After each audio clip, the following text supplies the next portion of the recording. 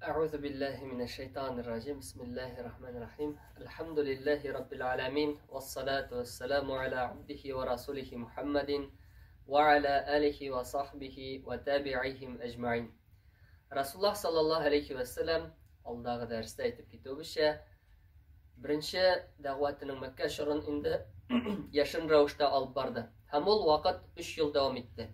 Sondan Allah subhanahu wa ta'ala Peyğəmbərimiz sallallahu aleyhi ve sellemə Şairlər surəsinin, Şuara surəsinin indi 213-214 ayətlərini indirib, şuşu dəğvətini kengirək masштабта taratırğa quşa. Rabbimiz Allah Teala aytə: "Fələ təd'u ma'allahi ilahan axara fətəkuna minəl mu'azzabin və anzir ashiratakal aqrabin." Bu ayətin mənaları bir vaqtda da Allah Teala bilan bir rəttən başqa ilahqa dua qılma, yəni ibadat qılma de. Həm özünün yaxın bolğan qabiləngni, yaxın bolğan tuğanlarını dingə ündədi. Yəni onları kisət deyib Allah Teala aytdı. Mənə şu ayətlər Peyğəmbər sallallahu aleyhi və səlləmə indi dəğvətin yəşirindən aşıqqa koşu buyruğu idi. Həm indi Rasulullah sallallahu aleyhi və səlləm birinci yılışqa 45 kişini, bunlar indi Abdülmuttalib hem indi Abdülmenaf qabilələri idi. Yəni indi şu ailələr idi. Bunda indi aytıb ketibişə 45 kişi jıyılğan idi. Hem onlar arasında Peyğəmbərimiz sallallahu aleyhi və səlləmnin abisi Əbu Ləhəb də var idi. Əbu Ləhəb indi ən birinci Peyğəmbər sallallahu aleyhi və səlləm söz alğan çox sözünü başladı. Biz de bütün qərəblərə qarşı tura almabız de. Hem senin Kibik de qabilesine, halkına ziyan salgan kişini bilmeyməlim indi. Şuşunday məqnədəgi sözlərini aytdı. Hem indi Peyğəmbər sallallahu aleyhi ve sellem bu yılışda bir нәрсә də söyləmir.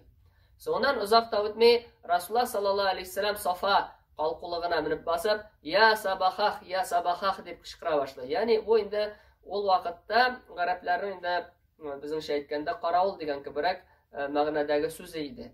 Hem indi Peyğəmbər sallallahu aleyhi ve sellem hər bir qabilənin ismini aytdı. Kiləlgən kişi, kiləlgən qabilələr özləri kildi, kiləlməgən kişilər başqa kişilərini jiberdi. Hem Rasulullah sallallahu aleyhi ve sellem indi şuday məşhur sözlərini aytdı. Əgər də mən sizə aytsam deyə, şuşu vadidə sizə hücum itirgə əzir bulğan qaskar barlığını aytsam deyə, siz mənə işanır idinizmi degəç, degiləri aytdılar. Əyyə, əlbəttə, çünki biz səndən bir vaqtda da yalğan işitmədik deyib aytdılar. Hem indi şunda Peyğəmbərimiz sallallahu aleyhi ve sellem onlarga özünün peyğəmbərligin jitkirə. Yani şuşu Allah Teala'nın cəhənnəmi bilən kisətüşü peyğəmbər etib jiberilgənligi turunda Allah Teala'nın barlığın birligi turunda indi Peyğəmbər sallallahu aleyhi ve sellem onlarga jitkirə. Hem indi Əbu Ləhəbni aytdılar şul vaqtda senin günün boş ötsin deyə. Qulların qurusun degan məqnədəgi sözlərində aytdı. Hem indi Allah Teala Peyğəmbər sallallahu aleyhi ve sellem'nin abisi, hem onun jingəsi bula indi bizim aytganda Cəmil turunda Təbbət surəsi, yani Məsəd surəsini Rabbimiz Allah Teala indirə. Hem indi bilgili mənə şuşu Peyğəmbər sallallahu aleyhi ve sellem'nin şuşla aytıb aşıqdan aşıq alarga Allah Teala'nın barlığın, birligin jitkirүү bek нык тәэсир etdi kişilərə. Ol nindidir şuşu yaktı күндә күкрәгән яшин кебек булды.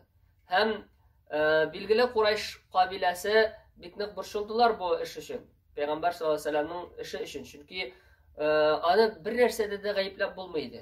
Onun Rasulullah sallallahu aleyhi ve sellem'nin şəxsiyyətinin kamilligi mənə şuşlayıb gayiplərə urun qaldırmaydı. Onun şistalığı, paklığı, onun işançlılığı mənə şuşularga qarşı turaydı. Kişiler bek нык борчылдылар. İkinci sebep boyunca da tizden mənə şuşu haç sezonu başlana. Hem indi Peyğəmbər sallallahu aleyhi ve sellem onlarga indi din turunda söylərgə, Allah Teala'nın barlığın birligin jitkirgə mümkün. Şuşu da bek zor borçu buldu. Çünkü əgər də Muhammed sallallahu aleyhi ve sellem onlarga şuşu yanı dinni jitkirsə, demək mənə şu qərəblərinin Quraysh qabiləsinin xas rəvişdə onlarının indi şuşu cəmiyyətdə alıp turgan urunu, qərəblər arasında alıp turgan yuqarı urunu, ol indi sırau astında qalacaq. Onlarning dinləri yalğan bulsa, demək onlar hazır indi eydəb barışı Кабилә урыныннан төшеп тә калырга мөмкиннәр. Һәм тагын бер сәбәпне әйтергә кирәк, менә бу дингә керү аларның инде адашуларын танудан гыйбарәт иде. Ягъни яңа дингә керсәләр, алар үзләренең аталарының, бабаларының ялган диндә булуларын танырга тиешләр иде. Һәм инде бу уширатында яңа дингә, яңа Аллаһтан әмерләренә, үзләренең шәһвәтләреннән инде ваз кичеп дип әйтик, менә шу шәһвәтләре, үзләренең теләкләре булган әйберләрдән не алар калдырып, шушы Аллаһ ризалыгы өчен туры юлдан барырга тиешләр иде. Һәм Адәм баласы бу эшне яратмый. Чөнки Аллаһ Тәала Qur'anda Qiyamah surasında, Kıyamet günü surasında әйтә: "Бәл юридул инсану лияфҗура амамах" диye. Ләкин ди кеше тели алга табада ди бузыклык кылырга ди. Ягъни кешенең нәфсесе шулай. Ул алга табада бузыклык кылырга тели. Хаклыкны бик күп кешеләр белә. Хаклык икәнлеген дә аңлыйлар, диннең яхшылыкка өндәгәндә аңлыйлар, ләкин нәфес, кешенең нәфсесе икенче яклап шушы гунах кылырга әледән-әле теләп тора. Һәм инде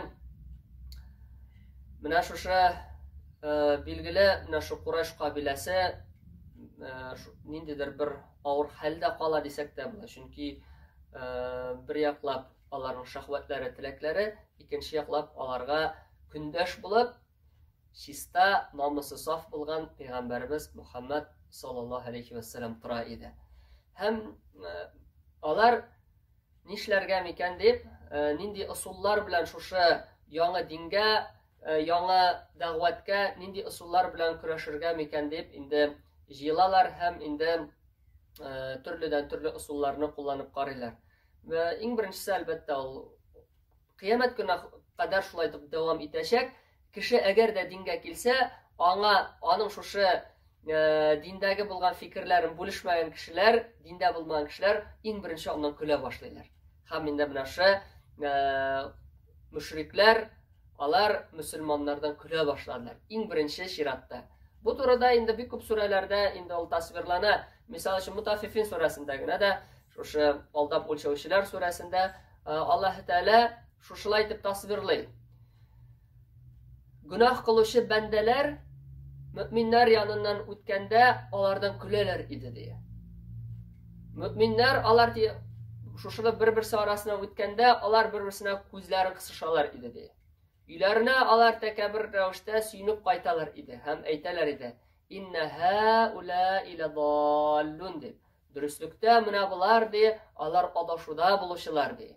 Һәм Аллаһ Тәала әйтә: "Ва ма урсилу алейхим хафизин" ди. Ләкин без аларны, ягъни мушрикләрне мөэминнәргә сакчы буларак җибәрмәдек ди. Ягъни кемнең адашуда, кемнең туры юлда икәнлеген әйтеп йөрү кешегә ул йөкләнгән вәкаләт түгел. Ул Аллаһ Тәала генә белә кем икәнлеген, кемнең тақва икәнлеген, кемнең нинди дәрәҗәдә икәнлеген һәм кемнең кайда керәчәген бер Аллаһ Тәала генә белә. Һәм бу бәндә эше түгел.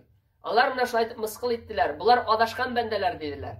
Һәм инде күлеп үтә торган булдылар. Димәк, инде иң беренче менә шу дәгъвәткә каршы көрәшү ысулы бу инде көлү. Икенчесе, Пәйгамбәр саллаллаһу алейхи ва саллямның шушы аңа ингән аятларны ялганга чыгару. Аңа иртәле кичле шушыны гына укыйлардыр дип әйтәләр. Бу дие Пәйгамбәргә кемнәндер, Мөхәммәдкә кемнәндер күчкән һәм инде ул тапшырылган ниндидер бер әкият дип әйтәләр. Мисал өчен Коръәндә берничә җирдә Асатирул Аввалин дип килә. Әввәлдән, электән үтеп киткән буыннарның әкиятләре генәдер ул Коръән дип. Шушындай алдау юлларында кулланалар. Һәм инде аннан соң инде шушы Коръәнне элекке риваятлар, легендалар белән дә, мифлар белән дип әйтик, чагыштыру ысулында кулланалар. Һәм инде тагын бер ысул, ул инде Расулуллаһ саллаллаһу алейхи ва саллям ялганчы, аны сихерче, аны мәҗнүн, дивана дип гаепләүдән гыйбарәт. Аллаһ Раббыбыз һәр барчаларыбызга да хәерле, төпле гыйлемнәр насыйп әйләсен. Динне дөрес итеп аңларга, шуның буенча яшәргә һәм кешеләргә хикмәт белән ирештерергә Раббыбыз Аллаһ Тәала һәр барчаларыбызга да насыйп әйләсә иде.